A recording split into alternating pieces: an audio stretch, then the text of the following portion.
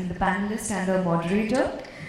So this panel discussion is about a very interesting topic I can see over here. It's crafting powerful and differentiated CX. Well, the panelists are Shweta Srivastava, Head Customer Experience Tata Click, Mr. Jain, Vice President Marketing and Customer Services, Head Loyalty and Shopper Insights, Reliance Retail Limited, Mr. Sudesh Sitaram, Marketing Head Infobit, Sonal Mudliar, DVP Head Data Science and Consumer Analytics, Assets and Consumer Finance, HDFC Bank.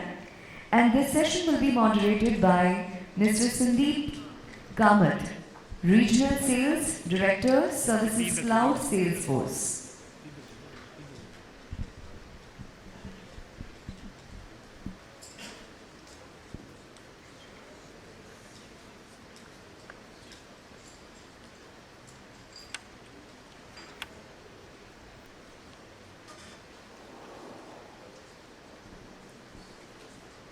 To join us on stage.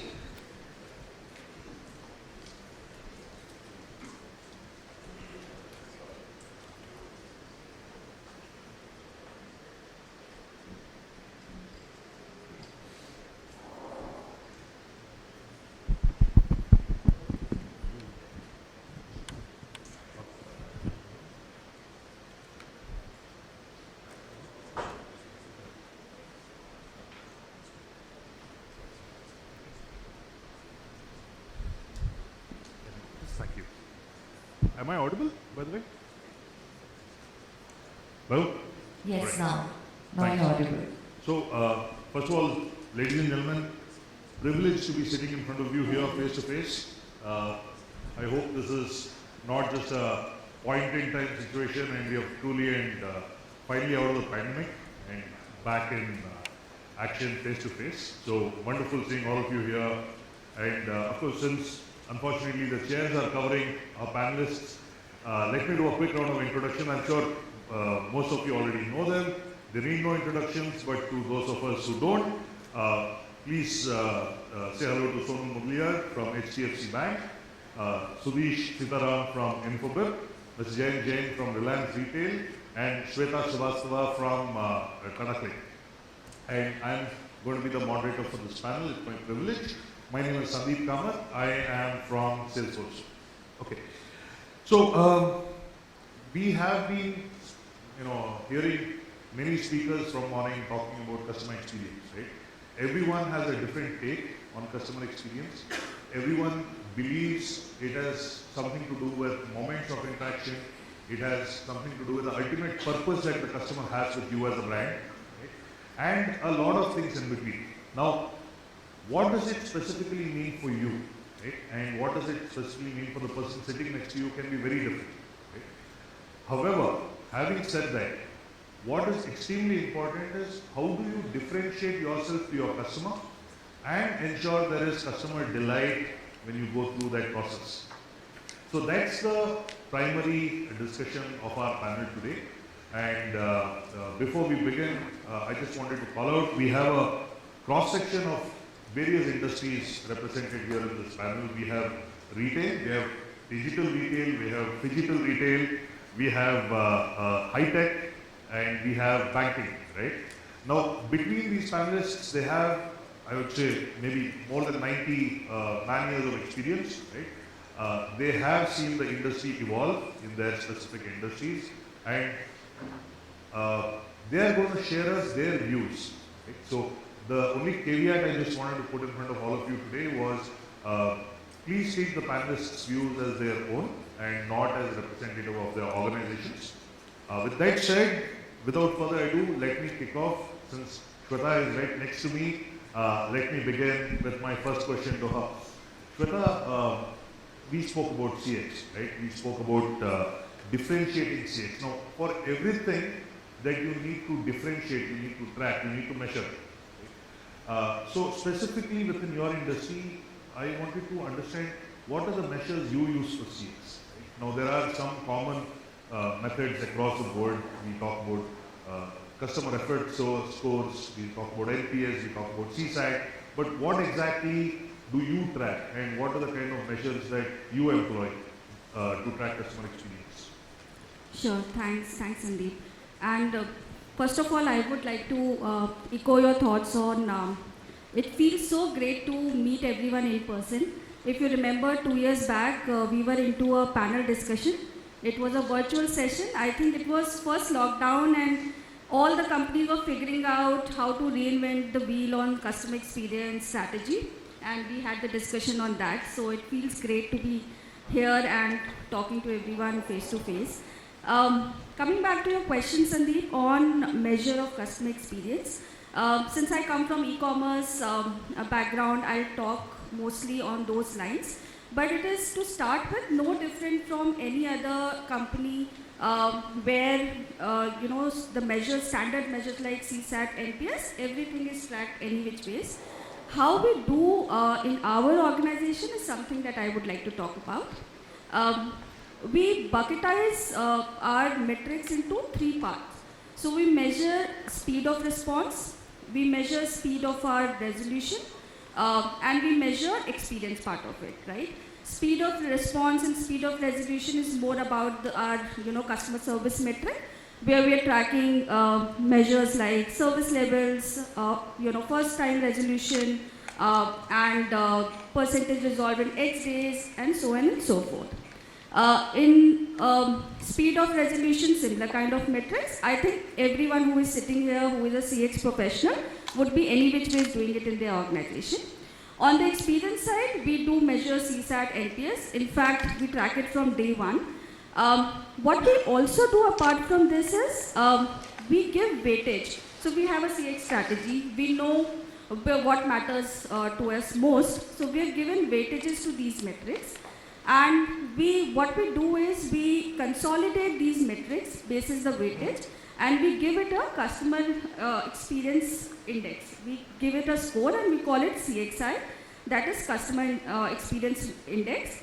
That is something that becomes a measure or indicator of how we are doing in terms of our strategy, in terms of what we do, what we want to do for our customers.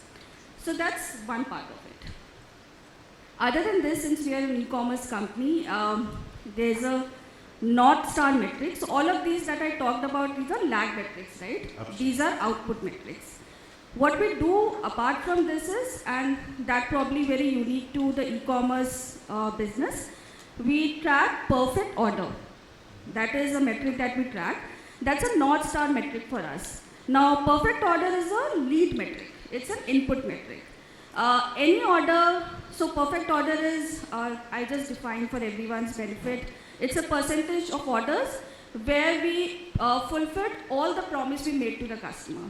So we delivered on time, there was no return raised, customer didn't have to make any effort to contact us and ask us queries or complaint about the order. So that's called perfect order.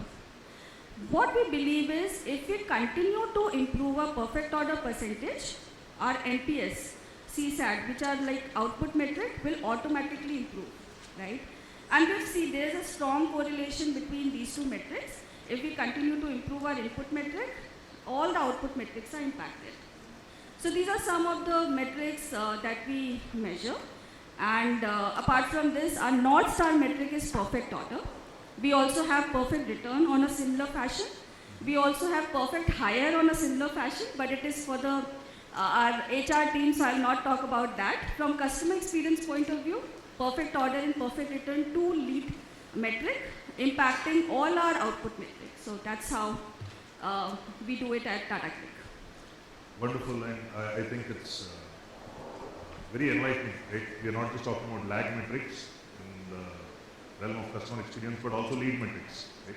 And perfect order, I've heard, but perfect return, something I heard for the first time. So something new to learn. Thank you. Yeah, so that's basically if you have to return the product that you have purchased, we try and do a perfect return scenario for you, which means we will pick up in the time that we have committed, and we will refund in the time we have committed. So that's perfect return. So that's how we do it. And it makes perfect sense, right? It's a perfect sense. So this whole worldview is primarily from a e-commerce standpoint, right? Now, if we transpolate this to the physical world, right, and possibly into the phygital scenario, I just wanted to extend this out to Jayant and ask his advice on how does this whole customer experience paradigm shift the moment we are bringing in physical interactions as one of the means of experience for the customer, right? And while Mr. Jain will talk about his experiences in retail, I'm sure it holds absolute and perfect sense for anyone else who has face-to-face interactions with the customers in a storefront, in a physical storefront, right? So, Mr. Jain, over to you. Well, I'm going to turn this slightly. Sure. All of you are professionals from CX today, and I've been evolving into CX for a period of time. Over the last 30 years that I have seen this, we started with consumer satisfaction, CSMM, measurement and measurement. Then it moved into CRM. That evolved into loyalty management. And today we talk about, CX. So experience is part of it. In reality, all that we've been trying to do is establish a memorable relationship with our customers. Absolutely. That's it.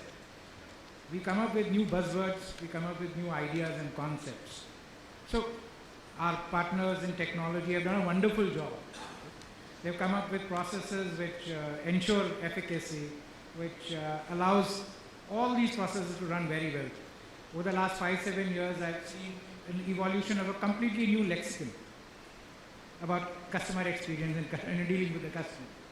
Now, whether I am dealing with the customer over e-commerce or across the shop floor, or even sitting at home in a direct marketing scenario or whatever, in the end, all that we are trying to do is ensure that the customer leaves happy with something memorable enough to want to come back to me. Okay? Now, a lot of the discussion in the last few years has been around process efficacy, ensuring that we get things right, that we are able to analyze the data and understand our customers. This is not new language. This is not a new objective. We've been trying to do this with customers for decades. Okay? So, all that we now need to understand is each of these new techniques and tricks that we apply in reaching out and understanding the customer has to be such that the customer feels happy about it. Absolutely. So, today when I was being driven half the city across to come to this venue, I crossed so many bridges, new bridges in the city. So it was very, very effective. The commute was pretty fast. But I was not impressed. Earlier, decades back when there was a new bridge and you felt very impressed, you crossed it. Now, I was reminded of the same situation in CX. We built so many new bridges with the customer. But is the customer impressed with us? Are they still engaged? All of you are customers too. Just how many brands reach out to you? How many customer experience interactions you have in a day or in a month? Do you remember any one of those? Are they memorable enough? A lot of the speakers have spoken exactly the right words. We all want to make it memorable. We all want to make it efficacy. Improve that. So everything being done is right. But is the customer still engaged with us? The problem is that the success of this very concept will become its death knell. I'm sorry, I'm using very strong words. But that's what's happening. Everybody has discovered customer experience. Everybody is spending money and effort in doing something good about it. But you're doing it to exactly the same person, the customer. The customer is not that differentiated. If she's a customer, she gets 30, 40 messages a month. Is she still engaged with us? Now that's the bigger problem that I face today. Across n number of businesses that we engage with our customers, it's the same customer. She's disenchanted. We are talking about reaching them in time, doing things correctly, ensuring that it's a perfect delivery, it's a perfect return. Fine. Is it still making an impact? Sorry, I'm using your words. So, is it still making an impact on the customer? A recent study, especially post-pandemic, opened something new question for us. Every customer is getting bombarded with messages, is getting bombarded with, why don't you rate our services, why don't you were at our store, you bought something from us, please rate us. Response rates are abysmally low. The customer is completely disengaged. Now that's where we have to start thinking of what more do we need to do. We've come up, we've built the bridges, we've done the hard work.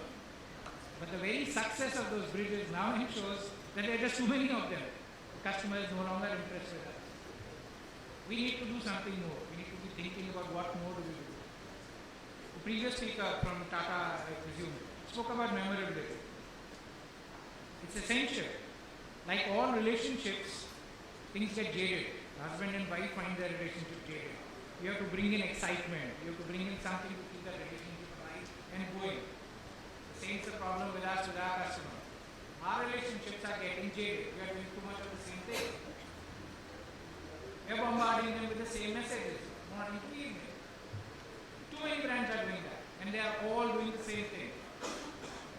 How successful are we going to be carrying this forward? We've been successful till now. It's done a job. Can we continue doing this?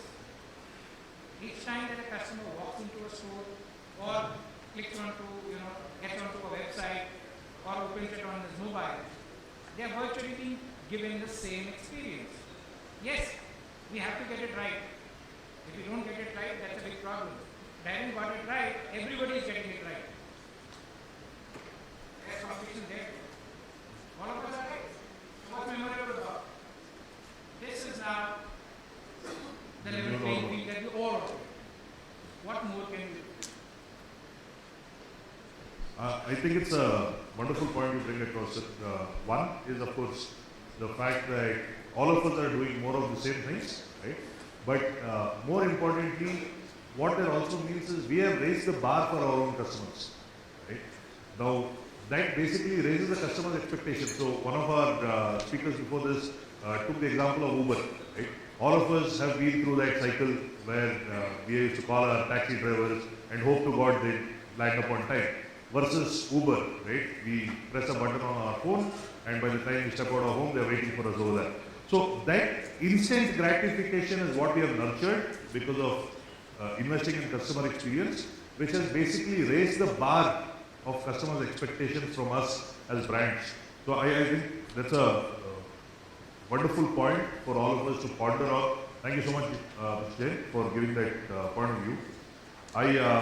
I want to move this now to banking and to Sonal.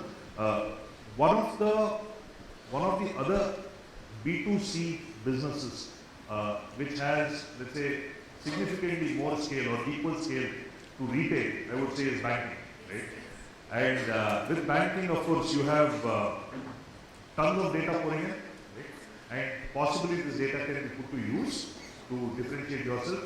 So Sonal, my question to you is, how do you do it? How do you use data to differentiate yourselves? Absolutely. I think the points that I need to address, Jayant's concerns that he's having as of right now.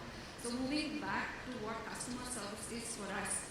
While when it comes to a person coming and interacting with the bank, he's touching with us in different points. Be it the welcome desk at the branch, be it the RM he's speaking to, who's a relationship manager, be it speaking to connecting with the phone banker, be it talking to the IVR, speaking to the bot. We have to look into the net banking interactions. We have to understand what the customer is doing at the mobile banking. We are actually wanting to look at customized services across all of these channels together. So how are we going to actually give this unified experience to the customer is definitely we have to fall back on data and analytics. So from the HDFC banks and what we look at is the support from predictive analytics and lookalike models to ensure that we're talking to the customer about the right product and the right time. So according to me, the best way to do it is a combination of using intelligence to artificial intelligence combined with automation and put the customer on autopilot. This this is what is going to actually help us achieve all of these channels together. And how are we doing it at HDFC Bank? We, the data science team, is actually engaged with creating engagement models with the customer. We currently actually being able to bring out intent signals to understand if this customer is slightly disengaged with us. How do we actually go ahead and speak to him? What is it that we can talk to him at the moment so that we can get him back on board? Losing a customer and winning him back is a way, two different things that we understand how it works. Apart from this, we also have propensity models, not only predicting whether a customer will buy a product with the bank, but also looking at a customer buying the product outside the bank with competition. We combine these models and create customer cohorts to address their issues separately. So we have cohort, for example, if I have a customer who is loyalist, he is definitely engaged with the bank. We know that he is definitely going to go with the product if I offer him. But if I have a customer who is disloyal or he has propensity to go outside the bank, how do we actually engage with him, give him offers, get it more relevant to him, and bring in the engagement traits? We also have something, a cohort which says that the customer is on the fence. So right now he's actually being able to identify need, but it depends on how our engagement goes with him. He may take the product from me or from competition. Now these are silo models that are actually being built across products, across services. A big recommendation engine runs over these models, and this is that one source of truth that we actually give the employees as well as the digital channels. They use this recommendation engine. So I had some of the speakers talk about NLP. So when we have customers interacting, RNs interacting with customers, they enter feedback on the CRM channel. This also runs through an NLP engine to understand whether there was a positive intent given by the customer on the product or whether it was a negative intent, and how we could probably enhance or give him the better product proposition for him so that he could probably come back and win back these customers. So all what I'm trying to put in is, right now we have around a base of 50 million customers. Earlier we would look at specific cohorts to customers, so these are specific customers. Now we're looking at each and individual customer with a different approach. Every customer has a different need, a different want at a different time. So how are we building all of this together is we have a tool which actually generates millions of hypotheses in a matter of minutes. So this hypothesis generation is being looked at a human, definitely there is a human who's actually going through, scanning through these hypotheses and generating relevant offers to these customers. We're using explainable AI, where not only understanding, we're giving the frontline information and beats about why do we think this customer will need the product, or why do we think that he needs to engage with us on a specific service. So yes, we are going there, so we are moving into that. N is equal to 1 hyper-personalization. That's what is our endeavor always. Thank you so much, Sonal, for giving us that view on how data can help us drive some of these outcomes. Right? Since this will have equal bearing on retail also, and especially e-commerce is also extremely data-driven, I just wanted to open it out to Shweta if she has anything to add to your commentary. Yeah, thanks for this question. And Sonal, great work in terms of hyper-personalization and using the recommendations to really do a personalization for customers. I'll use a different example. She's covered everything. What we do for unstructured data. So a lot of feedback that we received in where customers using its own verbatim, right? And what we have done is using the AI ML driven solutions, we understand the sentiment, we analyze the sentiment of these unstructured data, because there's a plethora of data, right? So much of data that is sitting in your system where the conversations are there. Customers are talking about it. Even if customer is talking with the agent, customer is putting it in a survey, writing an email to us, any channel used to give us the input, give us the feedback. We use AI/ML driven technology to analyze the sentiments, bucket them into meaningful data, and that data is then used to program manage some of the critical gaps or action points that come out of it. So this, we call it voice of customer framework, and we and it is based off not only capturing and analyzing but also program managing it till the action points are closed. So that's how we use some of the unstructured data to analyze and do something meaningful with it. Wonderful. I think between, so So excellent job done by your team. I just want to ask you one simple question. You know, you are trying to reach out to customers. It's a process where technology now allows you to have a hyper localization and focus even on one single customer. But how many different solutions can you really craft? How many service options and solutions can you really craft? This is an age-old question. We used to call it segmentation in a previous avatar, right? At the end of the day, one business organization can have only so many different service offerings and so many different ways of reaching out to customers. Yes, we can start with technology to understand the needs of each individual. The problem for us, the bigger problem for us is how many different solutions can you craft? Now, all different customer needs may be different. In the end, I will be forced to club him into some bucket, right? Put him into one segment, and I have only so many different solutions to offer. Especially in physical space, there's not too much more that I can do about it. So, our issues today is, these are all old issues with new lexicon. Let's not forget old lessons. Each customer, incidentally, you lost me as a customer. Now, sorry, that doesn't mean anything. But really speaking, customer needs are there. We need to understand. So everybody says that we need to understand customers. But what we've done is we've dehumanized our customer. With technology, we can think of, our systems, our computers can latch on to data from an individual customer and come up with it. Right? But there is no individual looking at that individual. As human beings, we were used to dealing with one-to-one as an individual. With the huge numbers that we have and with the fantastic technology that we have today, we've dehumanized this. We've taken it to an individual solution, but the solutions are still very limited. And I'm force-fitting solutions onto different individuals. That's where our problem is. I'm not saying that what we are doing is not good. Excellent stuff, and this is definitely a step up from the previous set of things that we were offering them. We've improved our service quality. We've improved tremendously in terms of being able to do a minimum.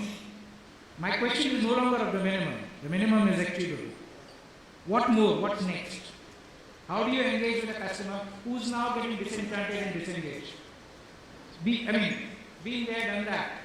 They're giving an agency by that name, but that's exactly what happened with the customer. They've been there, they've done that. They've been seeing this for years. And the customer experience situation with the younger customers is even, it's far more accelerated. Their understanding and ability to adapt to technology is far more than previous generations. They do that and move on. Look at what they are now clicking on to. They no longer like Facebook. They're almost out of Instagram. God knows where they're going next. So that's our problem. I'm not saying that what we are doing is wrong. What we are doing is a wonderful job till now.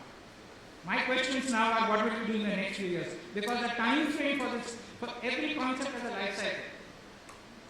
This concept is coming to the end of this life cycle. What do we rejuvenate it as? And I will circle back to you on that towards closing comments. But Sudesh, since you have the mic, let me direct my next question to you. Sudesh, I have a two-part question. Right? One is, of course, the rest of our panelists are primarily from the B2C space, right? Or the B2B2C space. Versus yourself and me, we are from the B2B space, right? And especially in high-tech or technology as an industry. Right? What role does CX have to play in B2B? That's part A of the question. And part B of the question is, and I'm asking this to you because you're in a unique position to answer this. What is the role of tools, systems, tools, not processes? Right? Processes are different, but systems and tools to help drive that customer experience. Right? Sonal spoke about how data is used. Right? What kind of systems and tools that we have in place across the spectrum which can possibly do a little bit more around the whole end-to-end. Thanks, Sandeep. So first of all, I can see the disappointment on Jayan's face because of probably the bombarding that happens on his inbox. And since I come from the industry where we help the enterprise or the companies to reach out to their customers, in their preferred channels, somewhere I feel that I'm a part of the game, but trust me, no such intention of bombarding the customers involved, but it's just to help the enterprises to reach out to their customers at the right time, the right place. Coming to your question, Sandeep, I think CX and B2B is a bit tricky, and I'll tell you why. See, the CX in the B2B space is different from the B2C, right?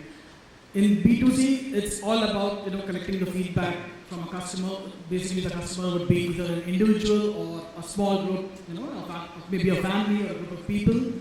You collect the response, leverage on it if if they're happy with the service or a product, or probably you will,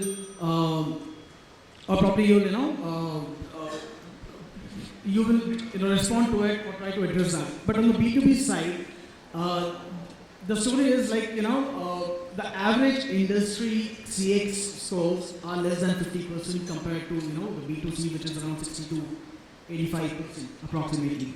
And this is primarily because the B2C guys are more reactive, as the example that I gave, whereas the B2B folks, they need to deal with multiple stakeholders within either an account or the client's company.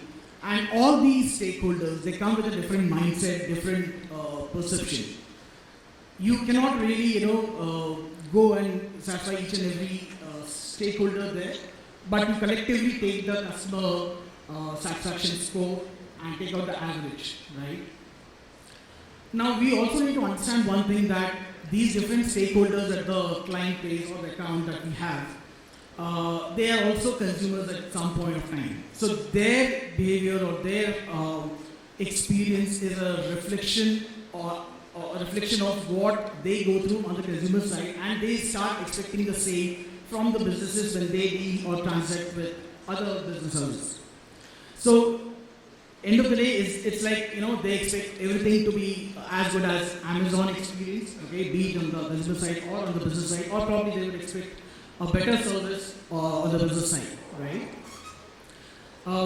So it's important to ensure that we create different touch points,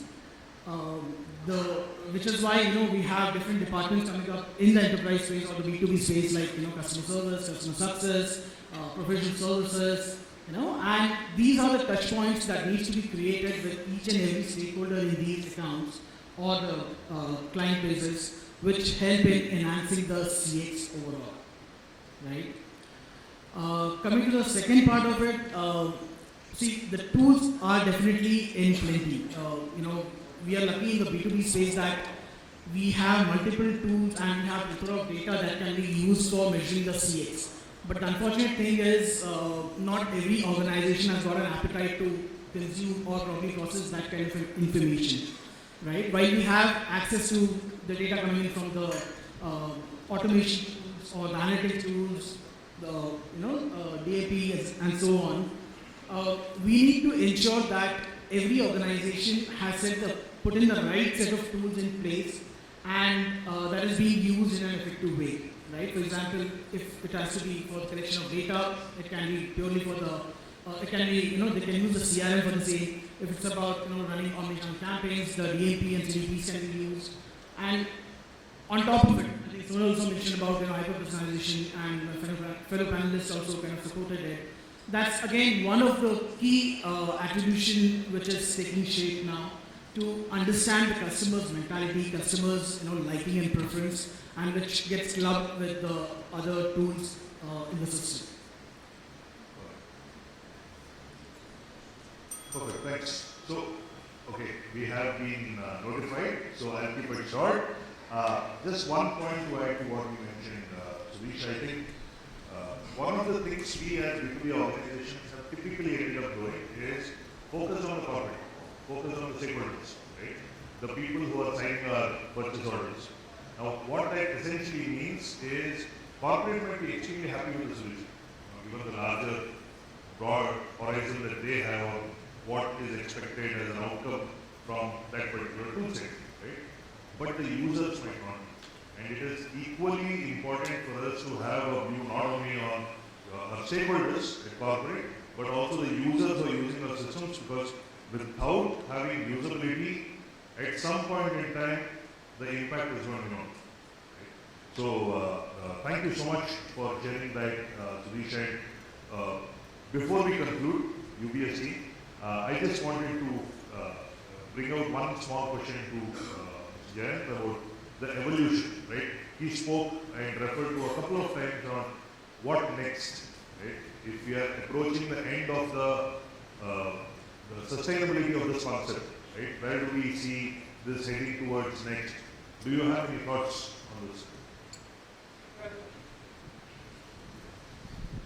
Very quick. No answer that I give you today is going to be right and right. Because so much of effort has happened over the last 3 decades in reaching this point. But sadly, our customers move faster. They've evolved, they've grown much faster. But the basic principles of marketing still remain. I mean, in running after technology and applying all these and using these solutions, let's not forget the basics of dealing with that customer. That customer, whether it's a male or a female, still wants to be treated in that way as an individual and be dealt with in such a way. All the solutions that we force fit today, and we are able to do this very, very efficiently, are not giving us incremental returns. Every additional million and billion that we invest in these systems today is no longer giving us any incremental return. If a person gets 70 messages a day, how much connectivity or engagement do you think they will build up with me? Now, it's not an easy question to answer. But somewhere or the other, we'll now have to think back of what used to enthuse a customer. Go back to your own life size. The first time that you became members of an airlines program, okay? 20 years, 30 years, I mean, many of you are not that old, but whoever was. And the first time we became members of an airlines program, there was a status, there was a respectability, and there was that familiarity involved with it. Okay? Just as you spoke about familiarity that a hotel chain has with you and provides you with customized services. Now, in the world today, are we being able to really provide customized services? We think we are, but there are only 7 or 8 different solutions that you can provide today. Now, that's where the limitation is. We need to rethink this whole idea of rewarding our customer, or what really makes him or her happy. This point-based system that we adopted and then trying to give them back. Efficiency is improved tremendously. So I'm not saying that this is not needed. This is then part of improvement in terms of service quality. It cannot be part of reward. Right? What we are tending to think today is by improving service quality and ensuring that we do it right, this is adequate reward for the customer. That's not the reward that the customer is looking for. That is the bare minimum in terms of service quality that he or she is looking for. Now we need to go one step further. How do we ensure that we engage further with the customer? This is not an easy question to answer, and there is no ready-made answer. More and more things will come up. But that respect that we used to have for the customer, now it's got completely non-customized. When we talk of one-to-one focus, can I bring back customization and an individual feel, a memorability? Can I build that emotional connect back with the customer? Earlier in the days when retail was still retail and run by mom and pop stores, that personal connect between the shop owner and the customer used to bring that in. Now I deal with 130 million customers on a daily basis. I can't do that. But how do I still bring it in?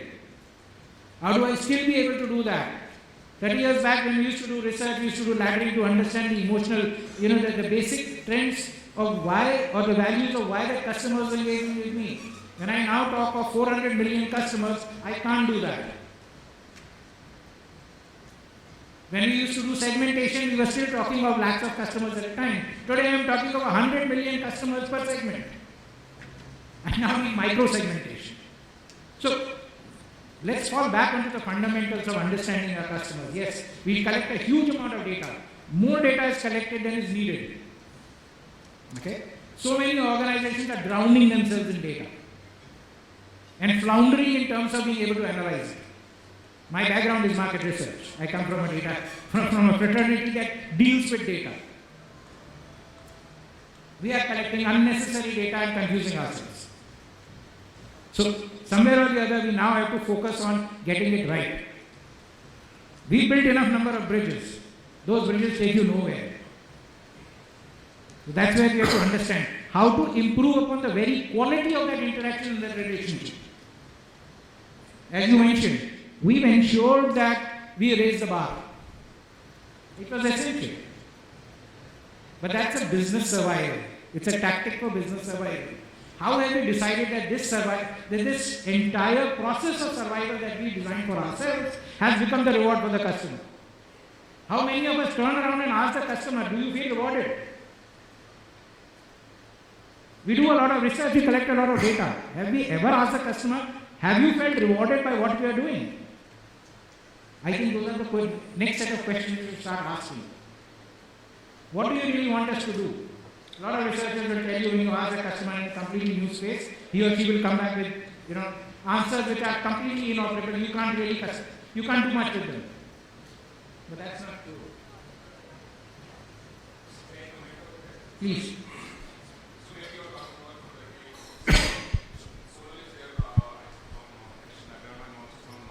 Background only. So if you're saying, I'm not talking only from a retail perspective. Over 30 years, I have dealt with 300 plus clients before I can get up here. but I'm saying that, okay, whatever data we are also collecting, if you say that, okay, customers, bars is not reaching, customers are not happy and customers are not feeling they are being empowered or rewarded, I say these are very, very hard statements, whatever you're making, because I'm sure everybody over here, sitting over here, is going through the NPS scores, not through NPS scores only. People are also going back, asking proactively. So organizations have started asking proactively to the customer, not only the NPS. NPS is, I would still say, it's a post-mortem only. Something has happened, and then you are going and asking customer, you are happy or not. Because now people are going and asking for the silent customers also. All those customers who are not speaking, I'm sure someone will agree, the kind of propensity models which you are making, we are going back to customers and asking if we can do something better than that. Do we want to do something more than that? Perfectly okay, yes we should do. Do you really think that, okay, one-to-one customization has to happen? I'm not sure about it, because as of now, customers are not walking into branches at all. They don't want to. They want everything. So forget about financial transactions. People are not going over to the restaurants and buying the stuff. They're asking Zomato and Swiggy only to bring that out. Even if it's, forget about I would say, the food piece, even if it's a Maggi noodle which has to be brought in, again you have applications available over there, Dunzo and something like that. So I'm not sure whether people actually want that somebody should talk to them. Because the more we discuss and talk to people, they say, you yourself is saying that there are so many, I would say, messages which are going into. People are using those messages. Let's suppose if you don't send that message, they're saying that you haven't sent a message. Till the time you don't send me an application, how would I come to know that, okay, I have to pay something? So I'm saying there are so many things which are happening consistently. Consistently, we have to understand what customer is looking for. Consistently, we have to deliver what customer is looking for, rather than we are creating those needs which my customer may not need right now. I'm not sure whether somebody would be interested at the time that Zomatos and Swiggies would have come into this existence, or probably the Dunzos kind of stuff. So if I ask somebody who is the shopkeeper over there, earlier we used to ask those guys that, okay, you sent us something. Now we are only just going to the application and bringing that out. So customer is evolving, customer trends are evolving. We are also working with those propensity models and AI ML the way it is working out to be. But I would say if we ask still the mom and pop stores, I'm not sure whether they're going to work. Because the kind of competition which has come, the kind of cost it involves, I'm not sure.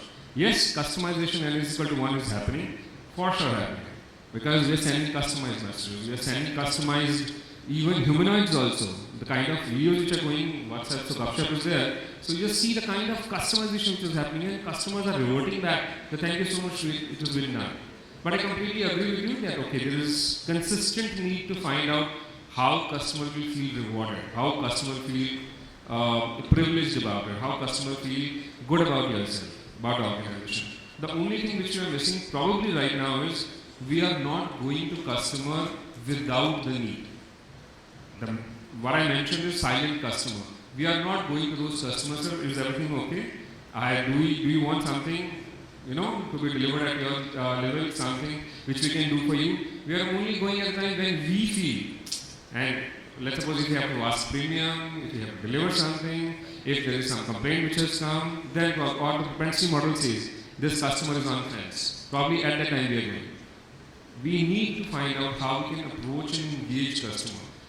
There are so many professionals sitting over here. I want to ask everybody, do we have any relationship quotient kind of stuff? Do we have any number where we can proactively find out that, okay, is there any quotient available and we can talk to the customers accordingly? All due respect. Thank you so much. Just can I respond back for a second? Sure. You have time.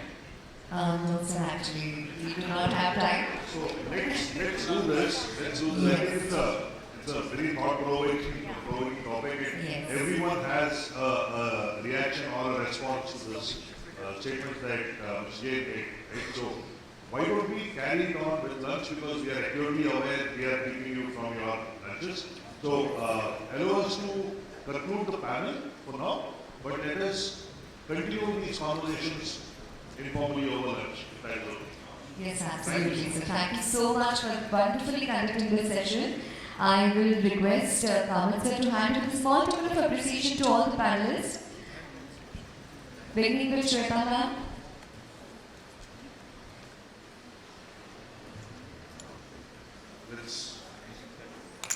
Yeah, that's better, I guess. The photo of us, right? Jain sir. Asha ma'am, please be there. We need a group picture.